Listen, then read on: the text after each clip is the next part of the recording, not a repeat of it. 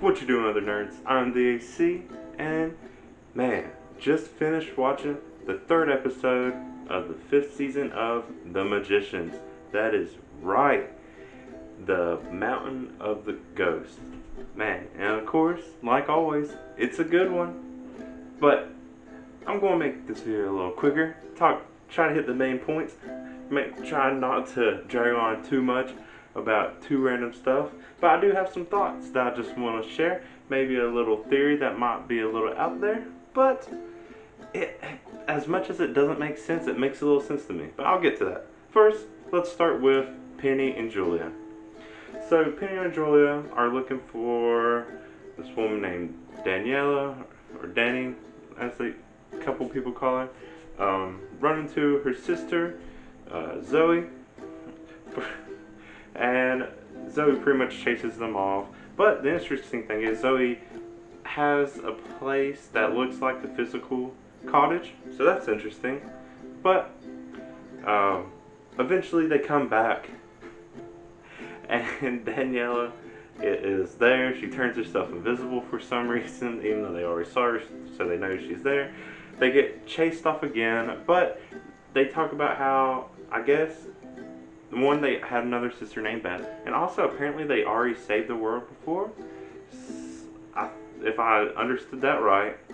So it's, I guess the earth and the world's magic is always in trouble apparently, if it's just even other random people are constantly saving it. I don't know, it's weird. Anyways, Daniela comes back to them eventually and pretty much tells them, yeah, the world is going to end. There's going to be this big catastrophe if they can't figure out how to stop these surges. All that stuff happens. Okay, that's going to be a part of the season. When it comes to Penny and Julia, though, that's not the part I'm the most interested in. If you watch my other videos by now, you know I don't like Julia and I don't like her being with Penny. And they talk about if they live after this, Penny's like, I want to have a life. He's like, I prefer to be with you, but if not... And Julia's like, yeah, I want that too. But Penny's like, I don't think you do. So Penny is starting to realize, you know, it might not work out with Julia. I know it's not going to work out with Julia. And if anything, this is a good sign too, because there are two cases in this episode where as soon as something was said or heard, I caught it correctly. The first being with Finn and Josh. As soon as Finn tells Josh, she's like, should we tell Margo? I was like, they slept together. I knew it. And what happened? Yeah. You see Finn a little scratching away. And I knew it. I caught it. And the people that was watching it with me, they caught it. Or they heard me call it, so it counts. I was really proud of myself. But yeah, that was a cool thing. Apparently there's a tournament that Josh started to find like 12 people to be guards, and it kind of reminds me of the tournament in the books that Quentin has where he originally finds Bingle, but you know, and the difference is there's 12 people. So their idea is to enter Margo into this tournament because if she wins and becomes a guard, she won't be banished anymore. It works eventually. She fights. Finn also joins in because she's all hopped up on werewolf PMS also too, which is just another big hint even before they reveal it. Then apparently only one woman can be a guard, so they make Finn and Margo fight. Margo wins, of course. Finn has these, or in this tournament, Finsicle, and against Janet, you know.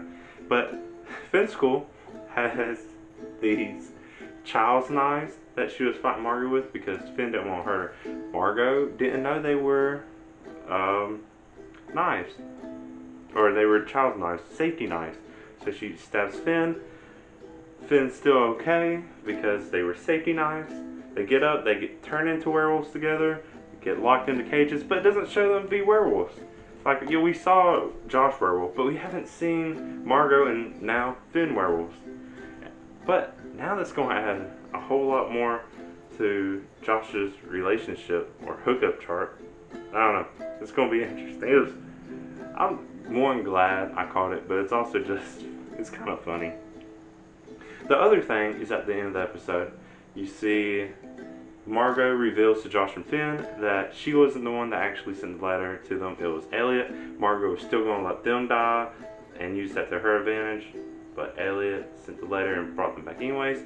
Then they also realized Margo didn't know it was a safety knife, so she could actually kill Finn. So I guess there's going to be some mistrust between them. And yeah, I can understand Margo being hurt because she really wants to save Josh, and then find out Josh and Finn slept together. But Margo actually slept with the desert dude. And then that also reminded me of, where did Sari and Sari go? I don't know what she did with them. Anyways, it also made me think, when exactly did they send the letter? Why didn't they just send the letter like right away before, Josh and Finn had a chance to hook up? Send it all the way back to the beginning. I don't know. I guess they either failed to actually mention that or what. I don't know. Maybe they didn't think about it. Maybe they purposely did that just so Finn and Josh could have time to hook up together. But enough of that. Let's go to the even more interesting part, which is Elliot and Alice.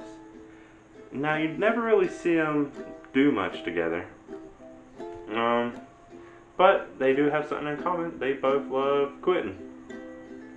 And so they go on this pilgrimage. Apparently, when Alice buried the golem, there was a vial of his essence that didn't want to stay down, so she has to go to the mountain ghost. And Elliot goes with her. He's still holding on to the letter that he wanted to send to Q. Along the way, they bicker. And, they start hearing or Elliot starts hearing Quentin's voice. They gets the vial and letter stolen by a taker. And then a mysterious stranger comes, saves them, he gets it back. The stranger and Elliot have a moment. They almost bang, probably. Then Alice and Elliot have a awkward heart-to-heart. I don't know, it was weird. I don't know if it was acting, which it was a weird feeling moment. Maybe it's because it was supposed to be awkward. I don't know. I wasn't crazy about that moment.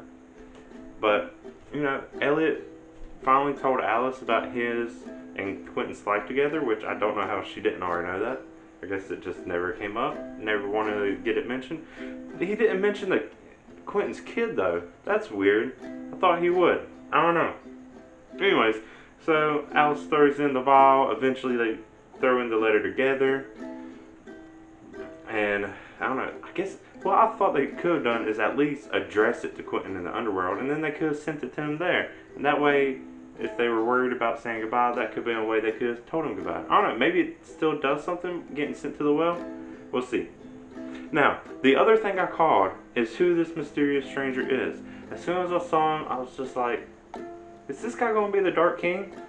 Lo and behold, at the end, you see the Dark King's carriage pulls up. He comes and he gets riding. And he's like, do you want to ride? Talking to Elliot and Alice. They're like, no. Here's the thing. He must know who these two are. It's because Elliot and Alice, they both use their real name. They also mention Quentin's name. And it's like, okay, 3 out of these names were past kings and queens. A Fillory is like, he knows what's up.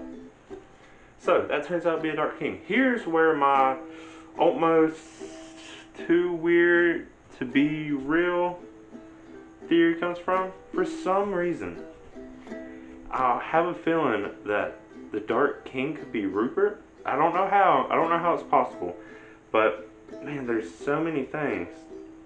He talks a lot about how his family came to Fillory and were magicians. He's talking a lot about having a brother and coming and mourning him,